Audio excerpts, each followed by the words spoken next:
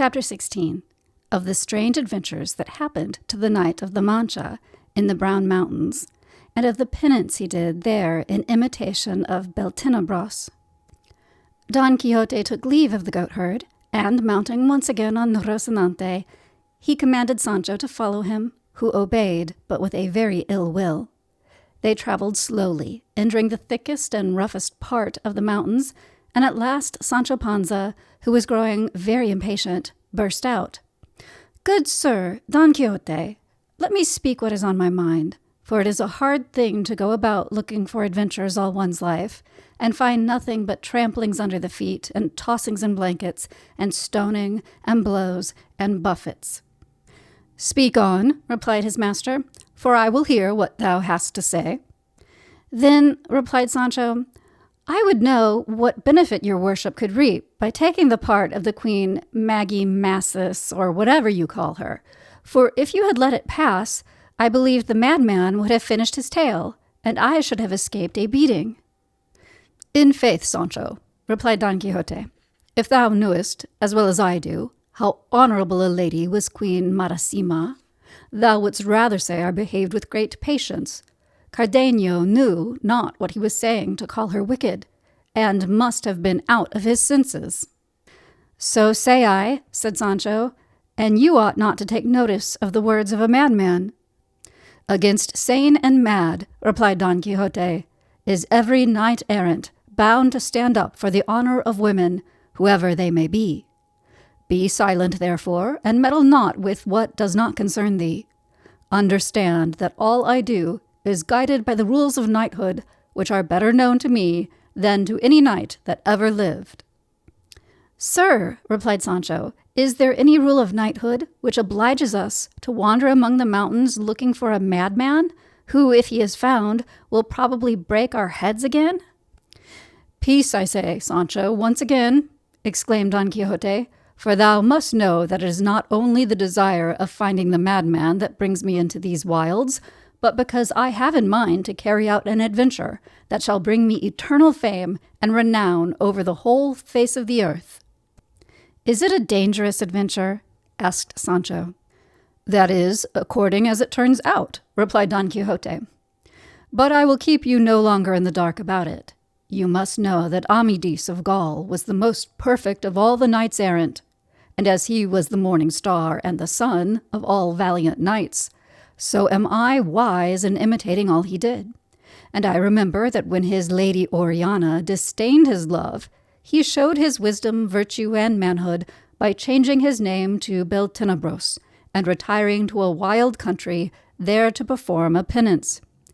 And as I may more easily imitate him in this than in slaying giants, beheading serpents, killing monsters, destroying armies, and putting navies to flight, and because this mountain seems to fit for the purpose, I intend myself to do penance here."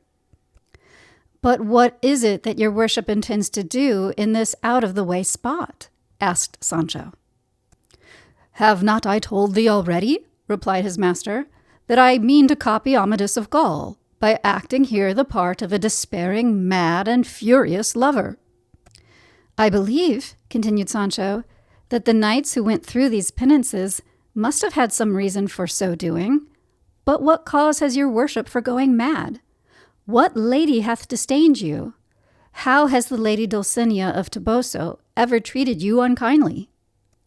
"That is just the point of it," said Don Quixote.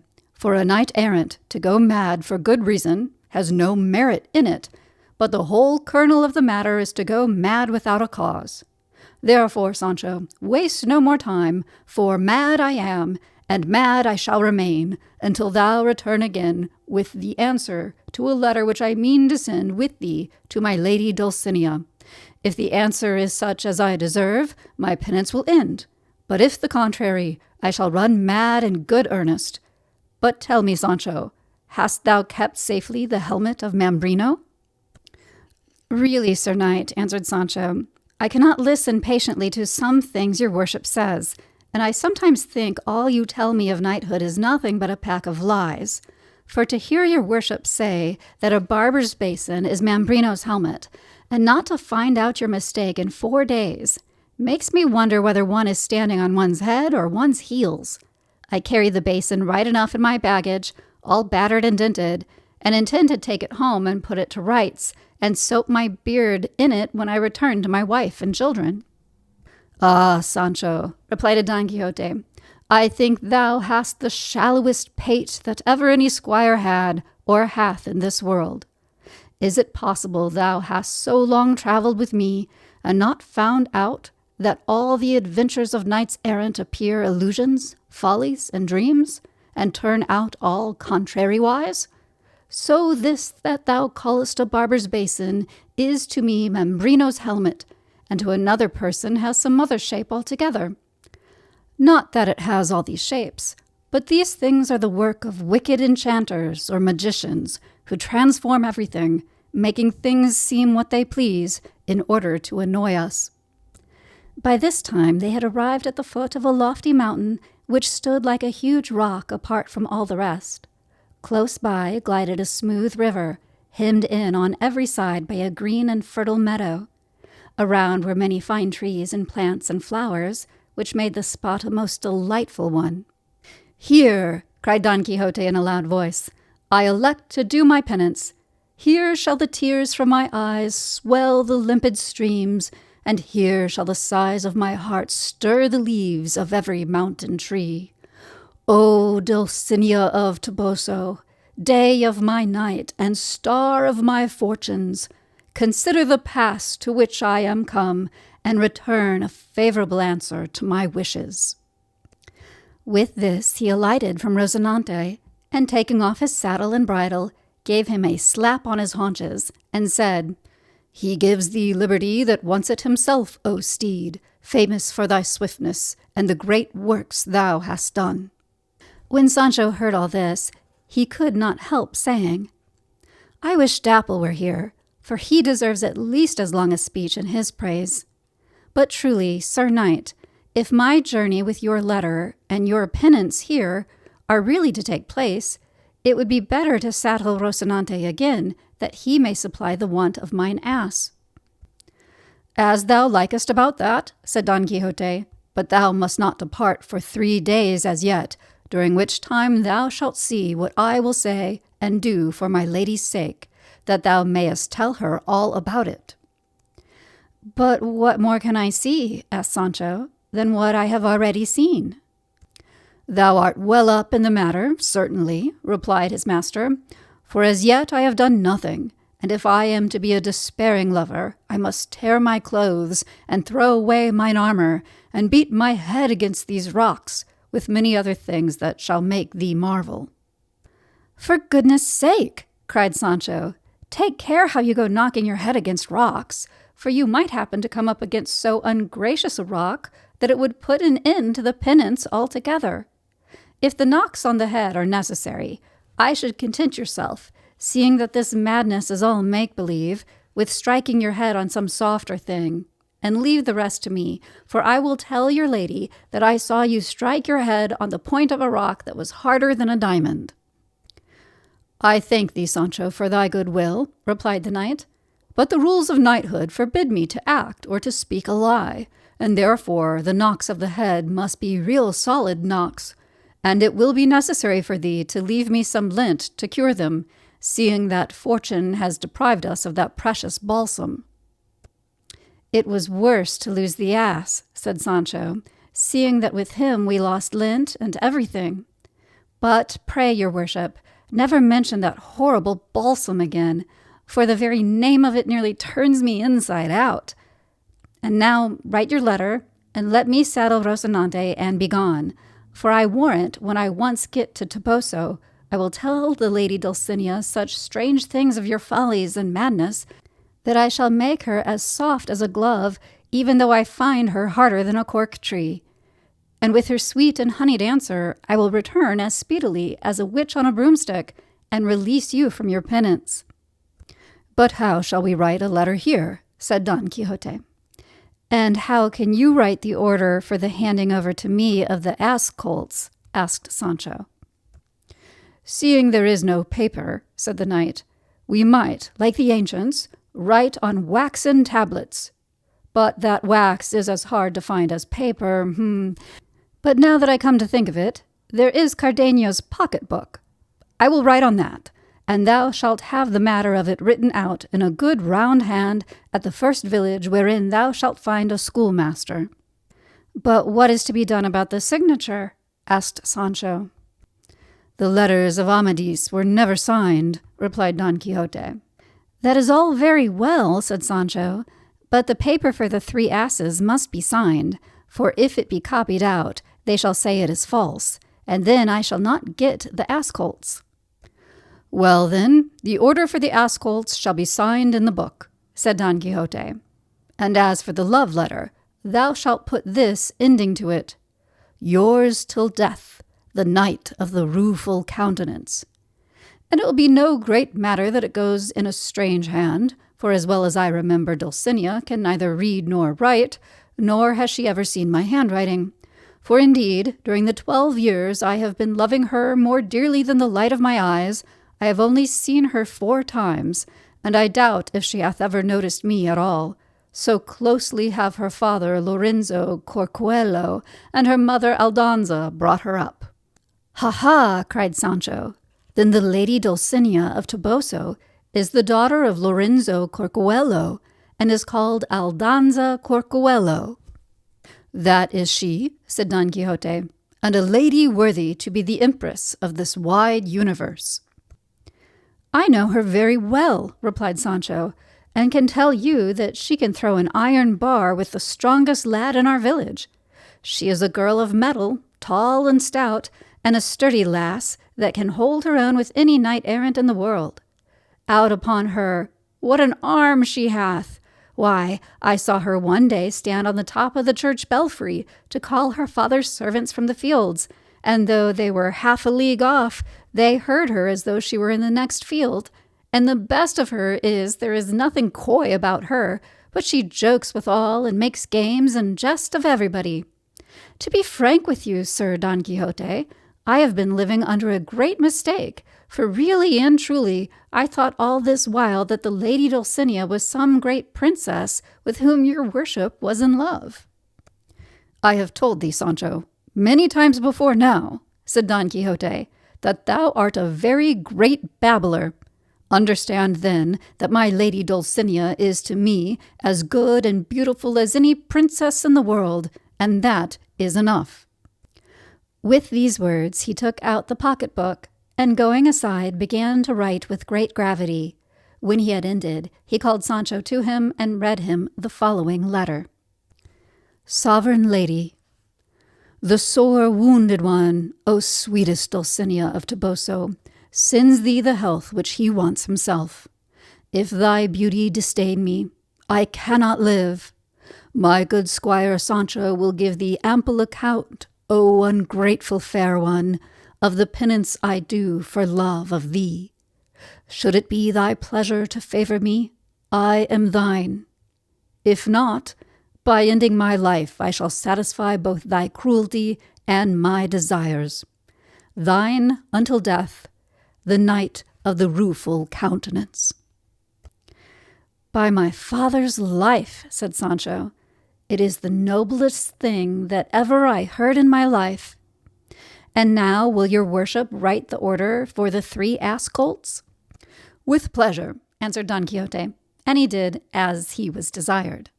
"And now," said Sancho, "let me saddle Rocinante and be off, for I intend to start without waiting to see those mad pranks your worship is going to play.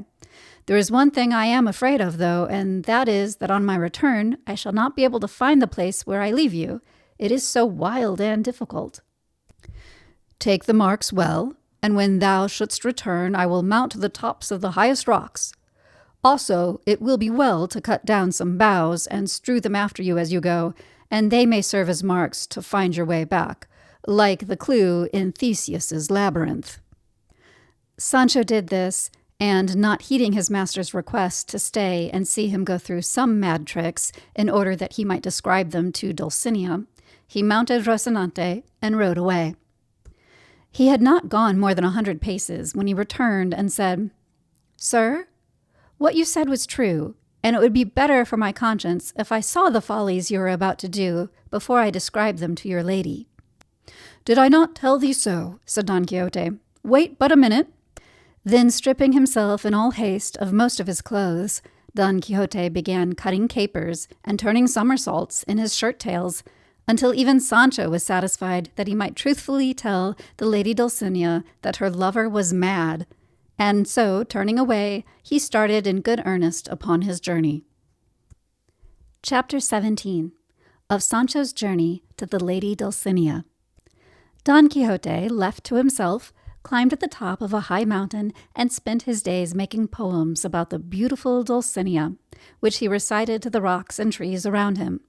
In this, and in calling upon the nymphs of the streams and the satyrs of the woods to hear his cries, did he pass his time while Sancho was away.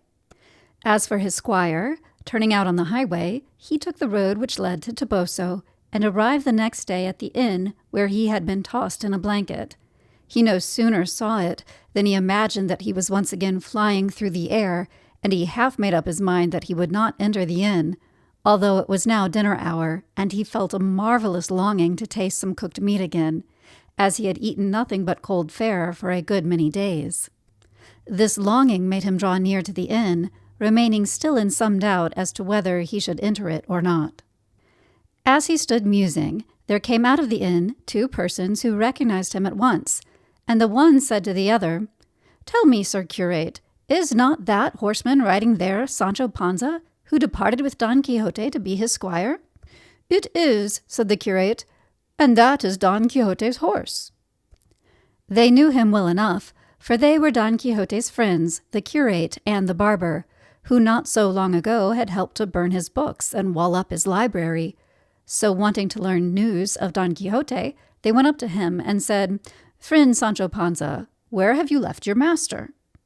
Sancho Panza knew them instantly, but wanted to conceal the place and manner in which the knight remained, and answered that his master was kept in a certain place by affairs of the greatest importance, of which he must say nothing. "That will not do, friend Sancho," said the barber. "If thou dost not tell us where he is, we shall believe that thou hast robbed and slain him, seeing that thou art riding his horse. Verily, thou must find us the owner of the steed, or it will be the worse for thee." "Your threats do not trouble me, for I am not one who would rob or murder anybody, and for my master, he is enjoying himself doing penance in the brown mountains where I have just left him." Then Sancho told them from beginning to end how his master was carrying out his penance, and of the mad pranks he intended to perform, and how he, Sancho, was bearing a letter to the lady Dulcinea of Toboso, who was none other than the daughter of Lorenzo Corcuelo, with whom the knight was head and ears in love. Both of them were amazed at what they heard, although they knew something of Don Quixote's madness already.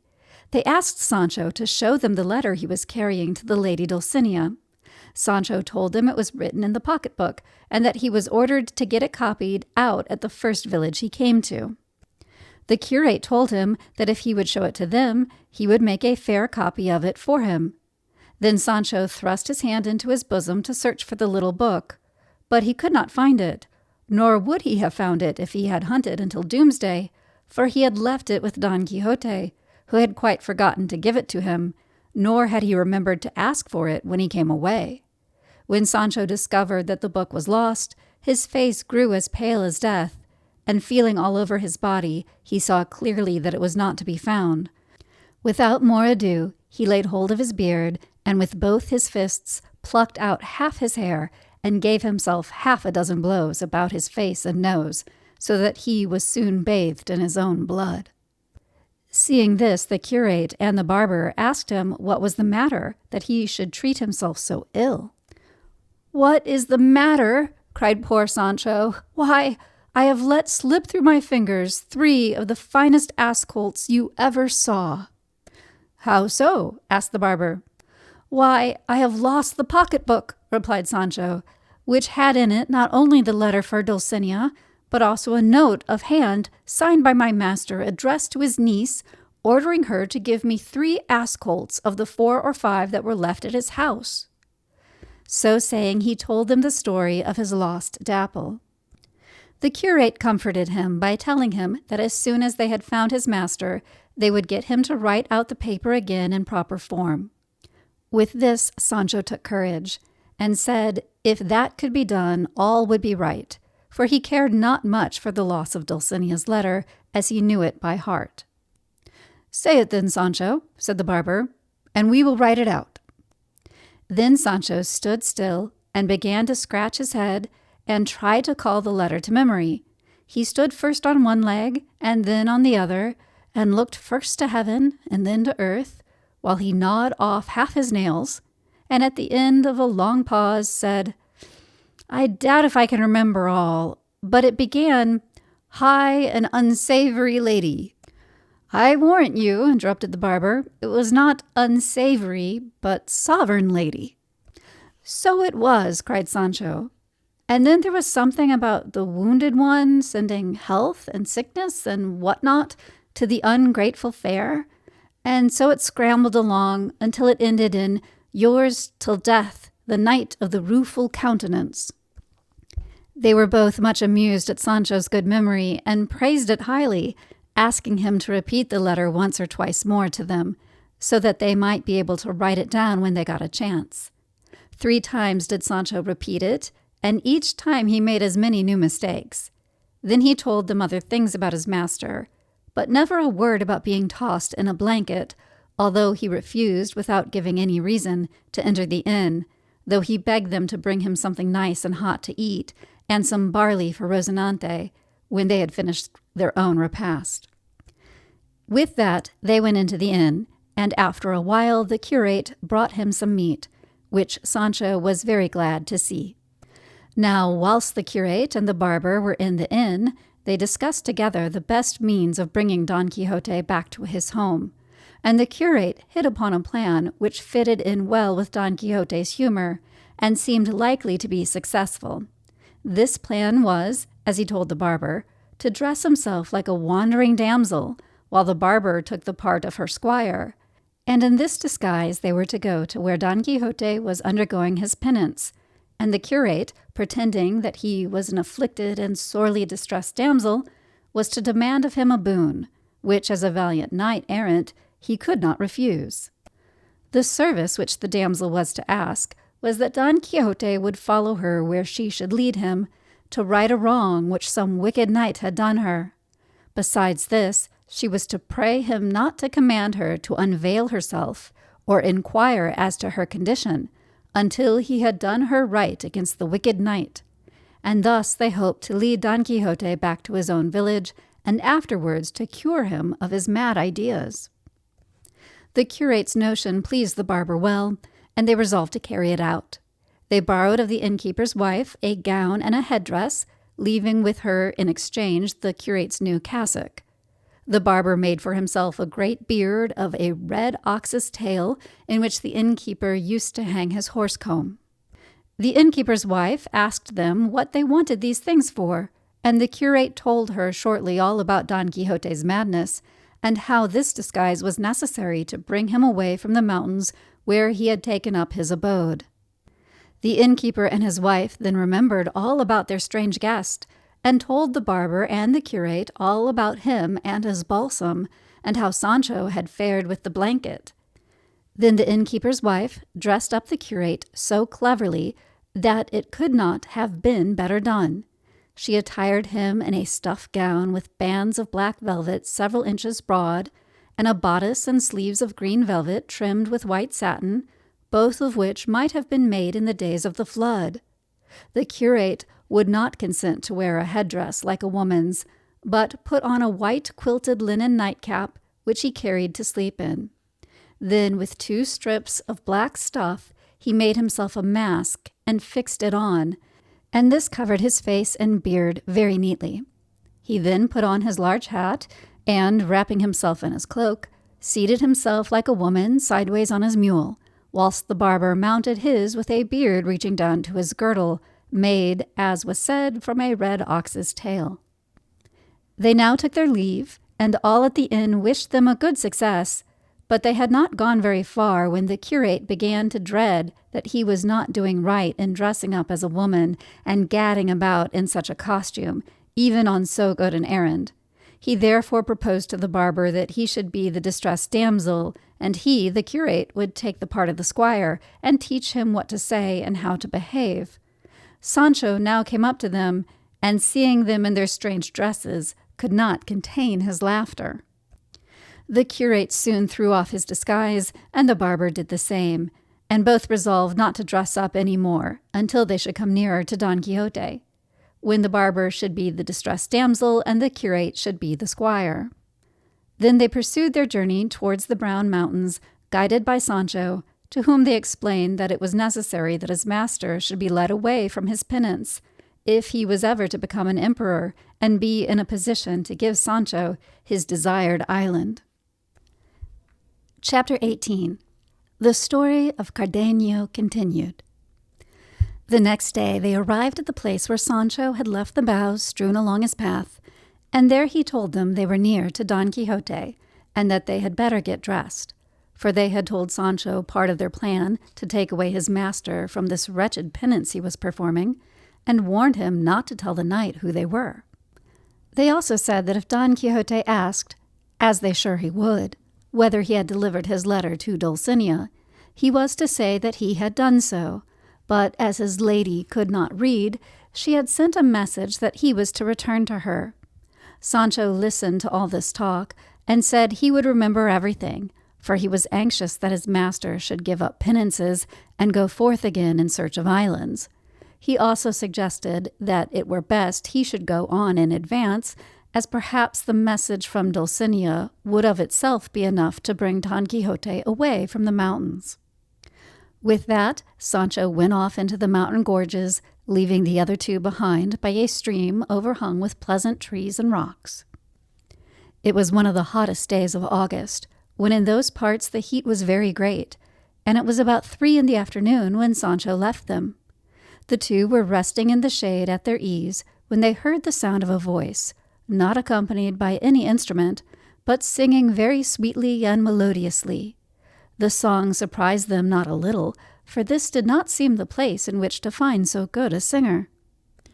The singer finished his song, and the barber and curate, in wonder and delight, listened for more. But as silence continued, they agreed to go in search of this strange musician. As they were moving away, he again burst into song, and at the end of this, uttered a deep sigh, and the music was changed into sobs and heart-rending moans. They had not gone far in their search when, in turning the corner of a rock, they saw a man of the same figure that Sancho had described to them when he had told them the story of Cardenio. The curate at once went up to him, and in a kindly manner begged him to quit this wretched, wandering life, lest he should perish among the mountains. Cardenio, who was in his right mind at this time, and quite free from his mad fit, replied, "Whoever you may be, good sirs, I see clearly that, unworthy as I am, there are yet human beings who would show me kindness by persuading me to live in some better place, and I know myself how this terrible madness masters me, and many blame my outrageous conduct rather than pity my misfortunes. But if you will listen to my story, you will know why I have been driven here, what has made me mad, and will understand how far I ought to be blamed, and how much I may be pitied." The curate and the barber, who wanted nothing better than to learn the cause of his woe from his own lips, asked him to tell his story, and promised they would do all they could for his consolation. Upon this, Cardenio began his story, and told them all that he had told Don Quixote, until he came to the book that Lucinda had borrowed about Amadis of Gaul. There was no interruption from Don Quixote on this occasion, so Cardenio went on to tell them how, when Lucinda returned the book, he found in it a letter full of the most tender wishes, beautifully expressed. "It was this letter," continued Cardenio, "that moved me to again ask Lucinda for wife. It was this letter also which made Don Fernando determine to ruin me before my happiness could be complete. I told Don Fernando how matters stood with me, and how her father expected mine to ask for Lucinda, and how I dared not speak to my father about it for fear he should refuse his consent, not because he was ignorant of the beauty and worth of Lucinda, but because he did not wish me to marry so soon, or at least not until he had seen what Duke Ricardo would do for me.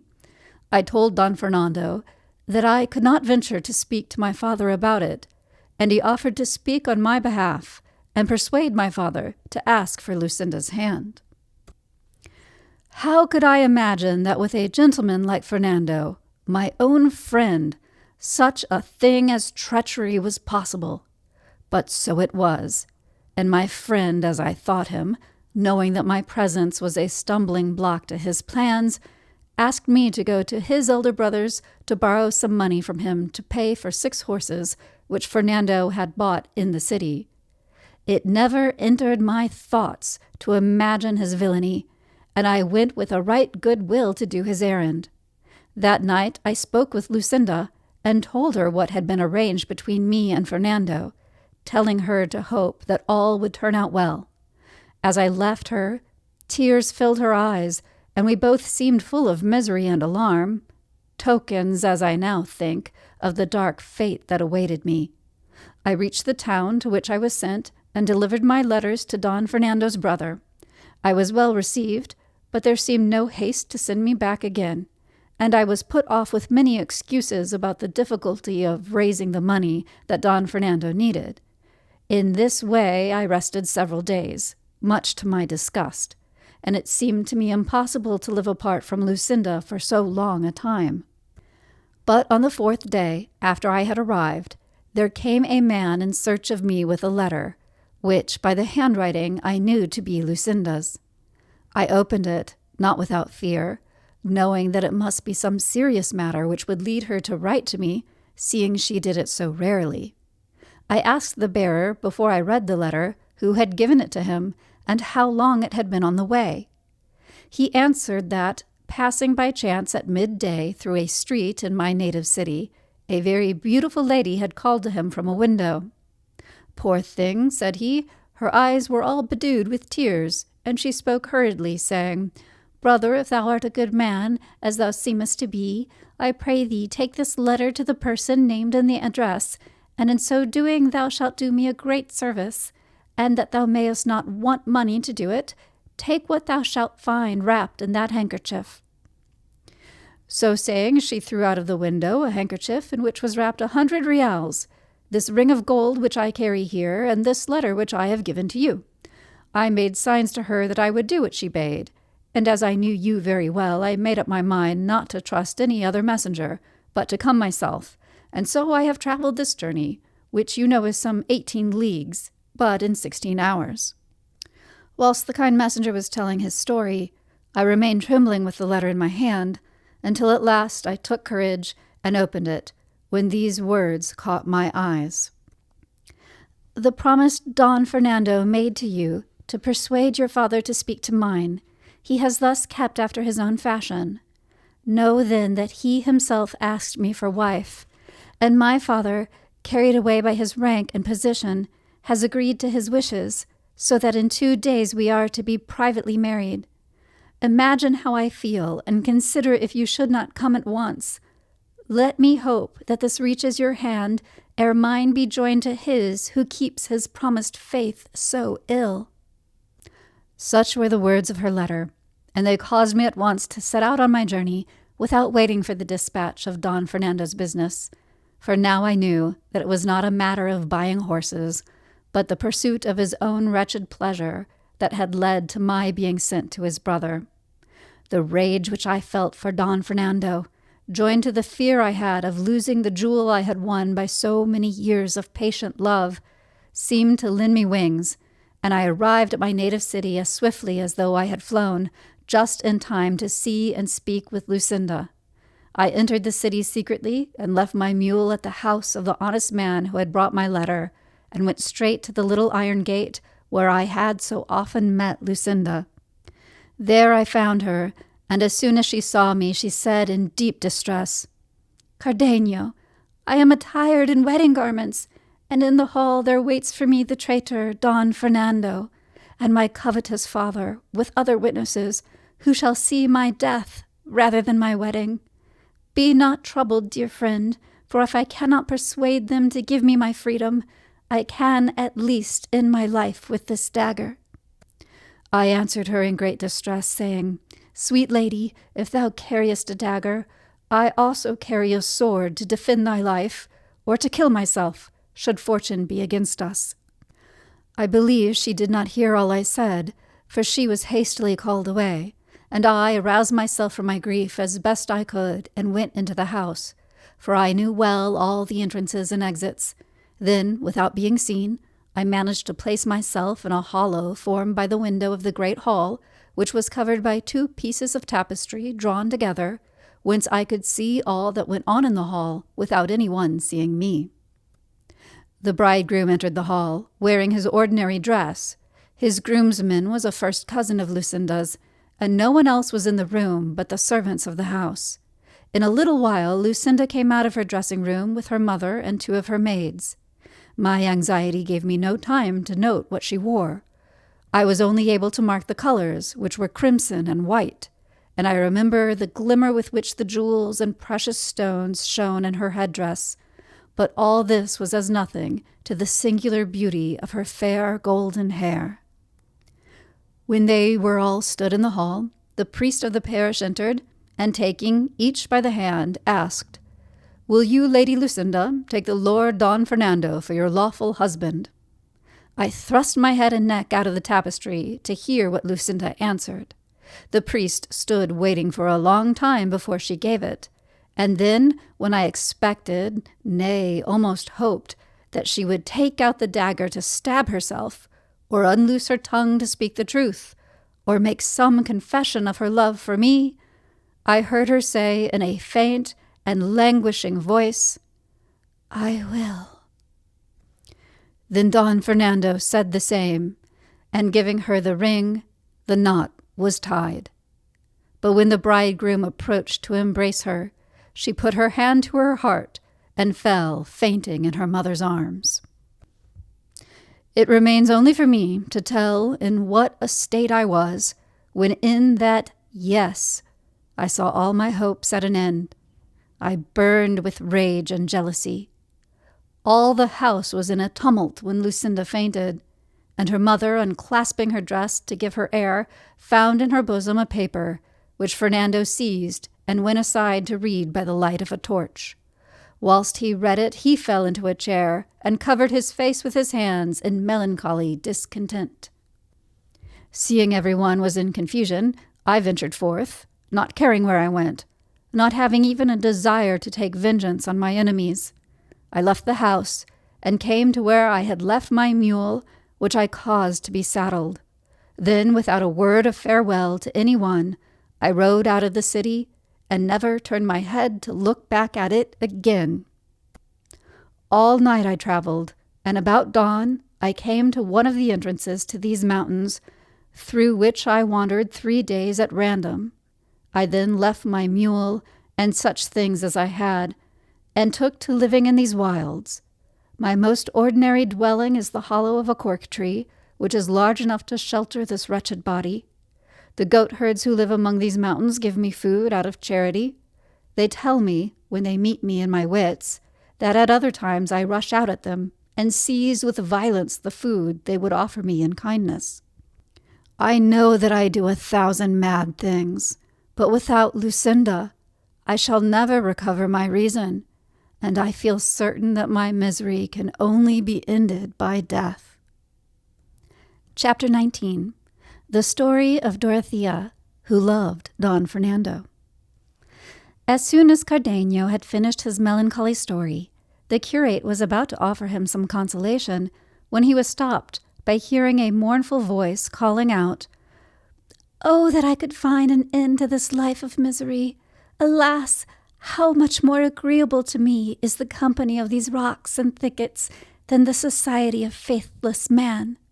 Would that I had any one to advise me in difficulty, to comfort me in distress, or to avenge my wrongs." This was overheard by the curate and all who were with him, and thinking that the person who spoke must be hard by, they went to search, and had not gone 20 paces when they saw behind a large rock a boy sitting under an ash tree. He wore a peasant's dress, but as he was bending down to wash his feet in the brook, his head was turned from them. They approached softly and without speaking, while his whole attention was employed in bathing his legs in the stream. They wondered at the whiteness and beauty of his feet, that did not seem formed to tread the furrows, or follow the cattle, or the plough, as his dress seemed to suggest. The curate, who was ahead of the rest, made signs to them to crouch down, or hide themselves behind a rock.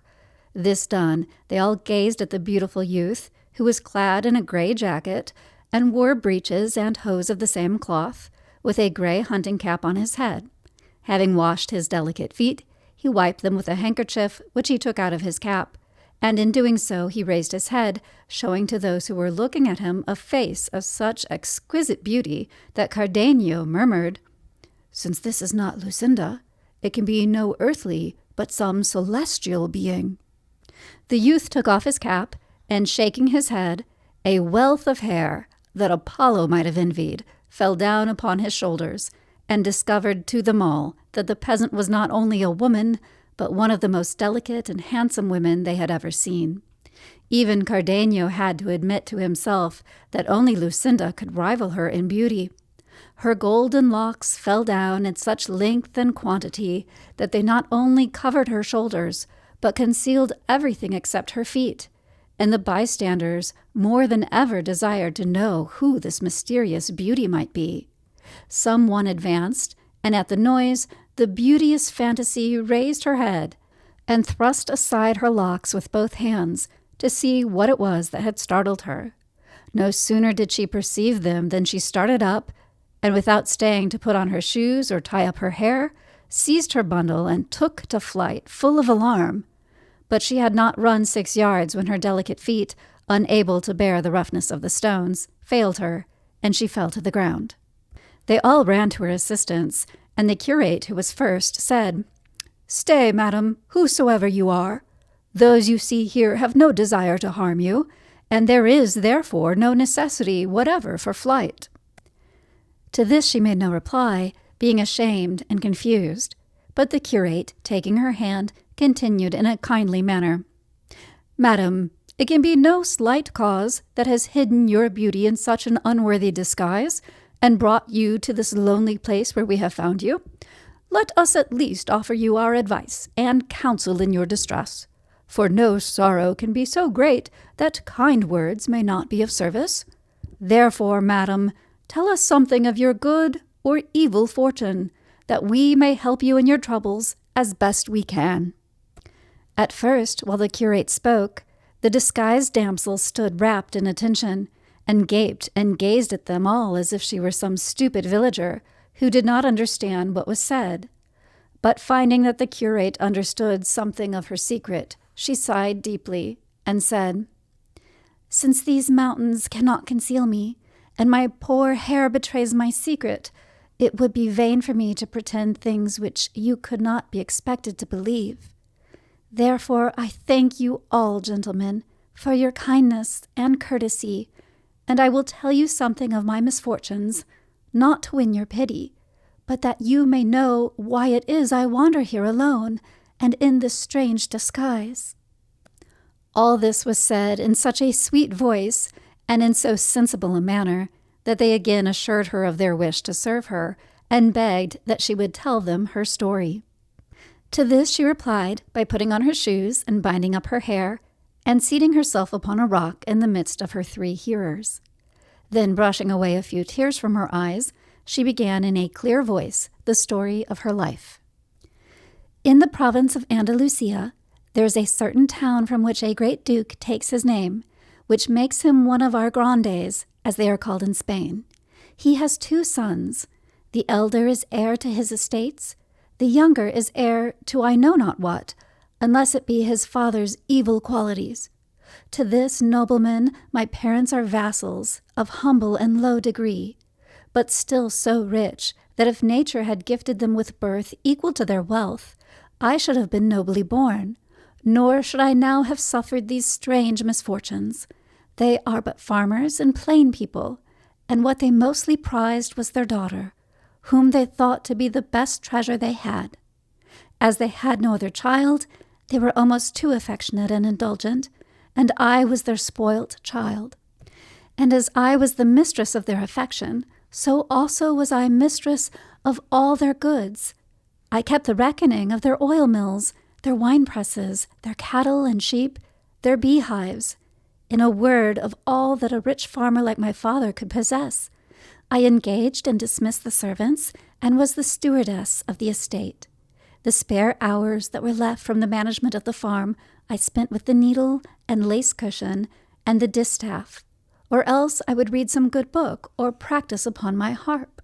This was the life that I led in my father's house, and though I seldom went abroad except to church, yet it seems I had attracted the eyes of the Duke's younger son, Don Fernando, for so he was called.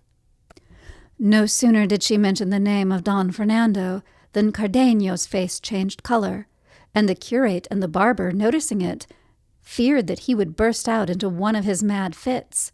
But he did nothing but tremble and remain silent, and the girl continued her story. No sooner then had Don Fernando seen me than he was smitten with love for me, and from that moment I had no peace. I could not sleep for his serenades. I had numerous letters from him, full of declarations of love, and at last his earnest entreaty we had many meetings. But though he talked much of love, yet I know that his father would not allow him to marry the daughter of one of his own vassals, and my parents both assured me that the Duke would never consent to our marriage. One evening Don Fernando gave me a beautiful ring, and promised that he would always be true to me, and from that moment I felt that I was betrothed to him, and that he really intended, in spite of the Duke's opposition, to make me his wife. For some days I lived in the greatest joy, and Don Fernando came constantly to see me. But after a while his visits grew less frequent, and at last ceased altogether, and I heard that he had gone on a visit to another city.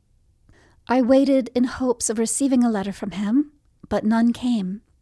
Ah, how sad and bitter those days and hours were to me, when I first began to doubt, and even to disbelieve in my lover's faith. I had to keep watch on my tears, and wear a happy face, for fear my parents should find out the reason of my unhappiness. All this time of doubt, however, came to an end in an instant, for at last it was announced in the town that Don Fernando had married, in the city where he was visiting, a damsel of exceeding beauty and of very noble birth, called Lucinda, and there were many strange tales told of their wedding. Cardenio, hearing the name of Lucinda, did nothing but shrug his shoulders, bow his head, and shed bitter tears. But yet, for all that, Dorothea, for such was the maiden's name, did not interrupt the thread of her story, but continued. When this doleful news reached my ears, I was inflamed with rage and fury. I ordered one of my father's shepherds to attend me, and without saying a word to my parents, I packed up some dresses and some money and jewels, and set off on foot for the city where Don Fernando had gone, that I might get from him at least some explanation of his wickedness. In 2 days and a half, I arrived at my journey's end, and the first person I asked told me the whole story of Don Fernando's wedding. He told me that at the time of the wedding, after Lucinda had uttered her consent to be Fernando's wife, she had fainted, and there fell from her bosom a letter written in her own hand, in which she said that she could not be the wife of Don Fernando, because she was betrothed to Cardenio, a gentleman of that city. The letter went on to say that she intended to kill herself at the end of the ceremony, and upon her was found a dagger which seemed to bear out what she said. Don Fernando, seeing this, and thinking that Lucinda had mocked him, would have stabbed her with the dagger had her parents not prevented him. After this, I was told, Don Fernando fled, and I learned that this Cardenio had been present at the wedding, and hearing her words, had vanished from the city in despair, leaving a letter behind declaring the wrongs Lucinda had done to him. The whole city were talking of these terrible things, and they talked the more when it was known that Lucinda was missing from her father's house, and that her parents had almost lost their reason in their distress. When I heard all these things, I made up my mind I would find Don Fernando, married or unmarried. But before I left the city on my search, I was told there was a proclamation made by the public crier offering a large reward for anyone who should bring me back to my parents. Fearing that this might tempt the shepherd to betray my whereabouts, I made my escape from the city, and in this disguise came to the Brown Mountains, where I have lived for some months with an old goatherd, and I help him to tend his goats. Here I have managed to pass as a peasant lad, until my hair betrayed me to you, gentlemen, as what I am, a distressed and unfortunate maiden. This is indeed the true story of my tragedy, for which consolation is in vain, and relief, I fear me, impossible.